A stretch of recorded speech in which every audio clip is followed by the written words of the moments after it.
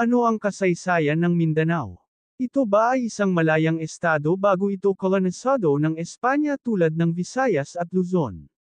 Kung gayon, ano ang pangalan nito o pangalan ng kaharian kung mayroon man?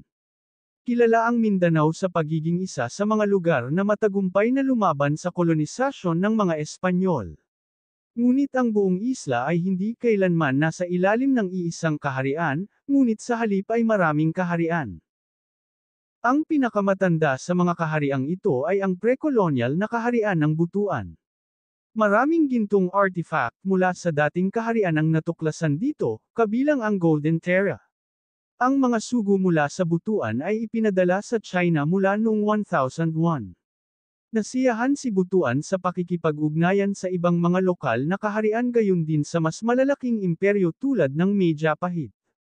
Ang Golden Terra ay nagpapakita ng impluwensyang Hindo-Buddhist sa lugar.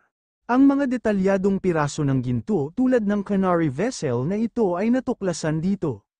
Ang ancient ivory seal ay nagmumungkahi ng Indianized influence at international trade. Ang Sultanate of Maguindanao ay isa pang sultanate na namuno sa kasalukuyang Maguindanao Province. Ito ay isang sentralisadong sultanato na itinatag noong 1520, ngunit bago yun, mayroong isang hinalinhan na estado na tinatawag na Wendulang noong 1304.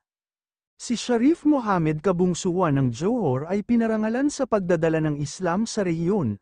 Matagumpay na nalabanan ng mga sultan ang mga puwersang Espanyol. Si Sultan Kudarat sa partikular ay kilala sa kanyang paglaban sa mga Espanyol noong ika-17 siglo. Ang Sultanate ay natapos sa panahon ng mga Amerikano nang ang buong isla ay sinakop ng mga Amerikano. Ang dilaw ay isang kulay ng royalty para sa sultanato, na nagpapakita ng impluwensyang Chino. Ang Lanao Confederacy ay isang desentralisadong kompederasyon ng maraming maharlikang bahay at sultan sa lugar ng Lanao. Humiwalay sila sa Sultanate of Maguindanao noong 1616 at nanatili sa isang desentralisadong grupo ng mga sultan. Mayroong 16 na maharlikang bahay sa teritoryong ito. Noong panahon ng Kastila, ang mga puwersa ng Maranao at Ironon ay nagsagawa ng regular na pagsalakay sa Visayas. Kumuha sila ng maraming alipin sa mga pag-ataking ito.